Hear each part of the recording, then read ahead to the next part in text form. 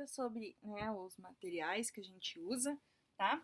Então, a gente vê aqui, né, a pomada, o gel oftálmico, a bisnaga, né, que eu falei para vocês. Então, tubos de metais, seringas, né, ou eventualmente aí na sua necessidade, tá? Pomadas e cremes, também pode ser tubo, seringa, um pote, tá?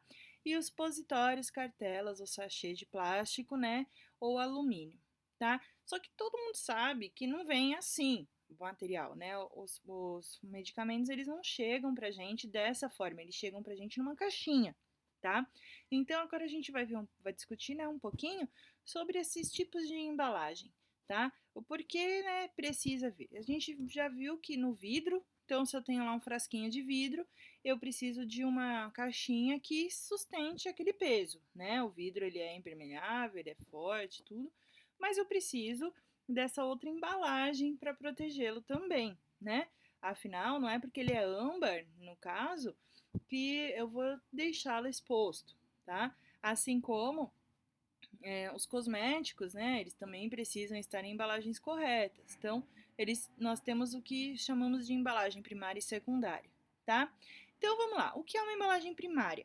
Embalagem que mantém o contato direto com o medicamento. Então, é o blister, é a ampola, é o frasco ampola, é a bisnaga, tá? Então, o que vem o medicamento dentro. É aquela que vai ter o contato com esse medicamento.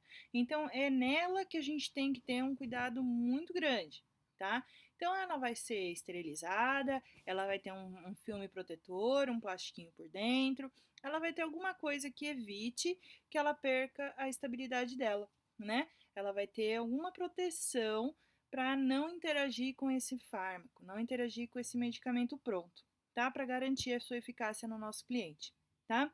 O que é uma embalagem secundária? É a embalagem externa do produto, também chamada de cartucho ou caixa do medicamento. E quando a gente fala em caixa do medicamento, a gente está falando aí de uma gama gigantesca de tipos de caixa, tá? A gente tem a caixa que abriga os blisters, né? A gente tem a caixa da tinta de cabelo, por exemplo, que ela já é plastificada. A gente tem a caixa que vem o shampoo infantil, que é todo enfeitado. Então, na verdade, ela pode conter, né, uma ou mais embalagens primárias ainda, tá bom? Se vocês forem pensar na caixinha de um anticoncepcional, por exemplo, você vai ter a caixinha secundária, certo? Geralmente você tem mais uma embalagem que protege o blister, tá? E aí você tem outros materiais ainda, como a bula, certo? Então você tem esse tipo de material ainda protegendo. Então a embalagem secundária pode conter uma ou mais embalagens primárias, não tem problema nenhum, tá? Por exemplo, a caixinha da tinta de cabelo. Se você abre aquela caixinha da tinta de cabelo, você vai encontrar a embalagem primária onde está a água oxigenada. Você vai encontrar a bisnaga de metal aonde está o pigmento, né? Que aliás é um ótimo exemplo para não ter reação nenhuma, para não alterar a cor, né? Ele é um metal, tá? E bastante eficaz. Você tem uma outra embalagem, né? Que aí varia das marcas que nós temos no mercado. Pode ser uma bisnaga de plástico, pode ser um sachê, né? De metal, sei lá, do jeito que a empresa fizer, né? Que protege também, que está em contato com aquele creme, tá? Você tem uma outra embalagem que tem as luvinhas. Então, você tem embalagens secundárias, né? Dentro dessas embalagens primárias, dentro dessas outras secundárias de novo, tá bom? Então, na farmácia de manipulação, na magistral, né? A gente tem também essa embalagem secundária. Geralmente ela é em volta, né? Ela não chega a ser uma caixinha, tá? Mas ela é um plástico, ela pode ter alguma, ela é selada, né? Então você tem também essa embalagem secundária, tá? Aí, né, já que a gente está falando dessas embalagens, o que é a embalagem hospitalar? É uma embalagem secundária de medicamentos de venda com sem exigência de prescrição médica, né? Que é utilizada para condicionamento de medicação hospitalar.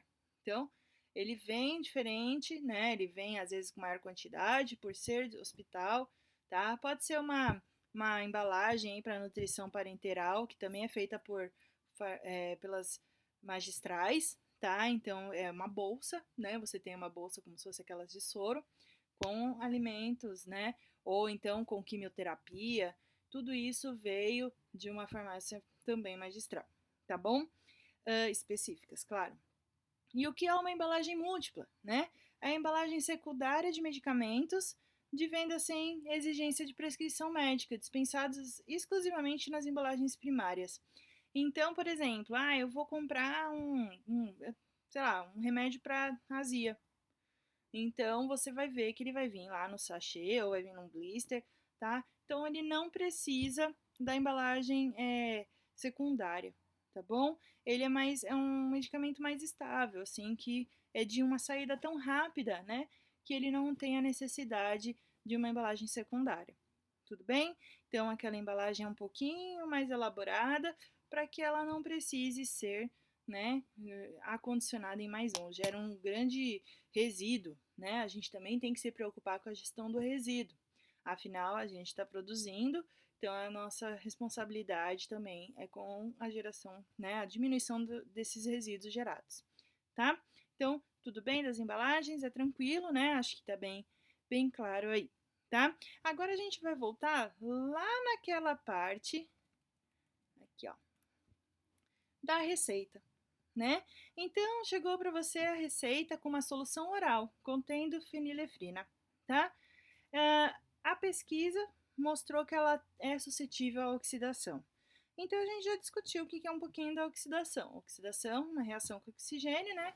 Geralmente junto aí da umidade, tá?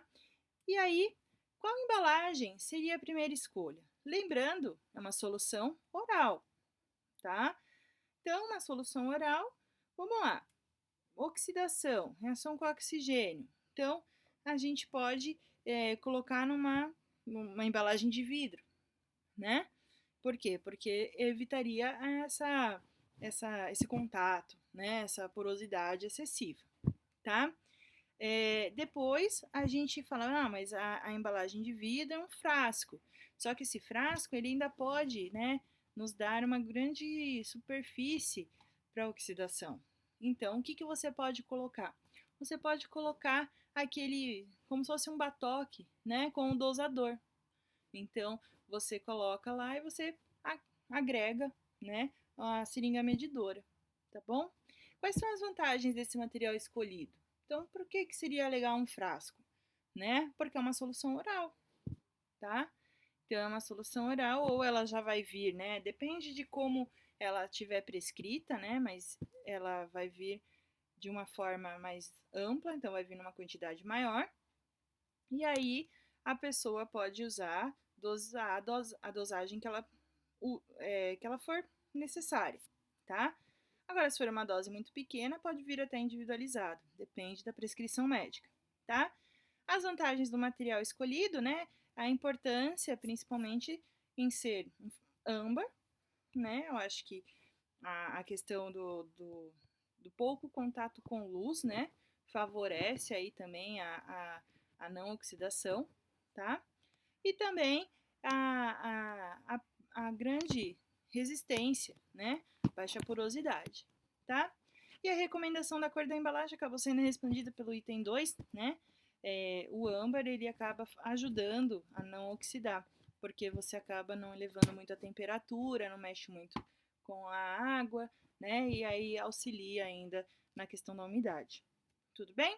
Então, é assim, depois que você vai lendo, vai trabalhando essas questões das embalagens, né, da estabilidade do fármaco, você acaba entendendo por que alguns medicamentos são embalados, né, em alguns tipos de materiais e frascos, tá certo?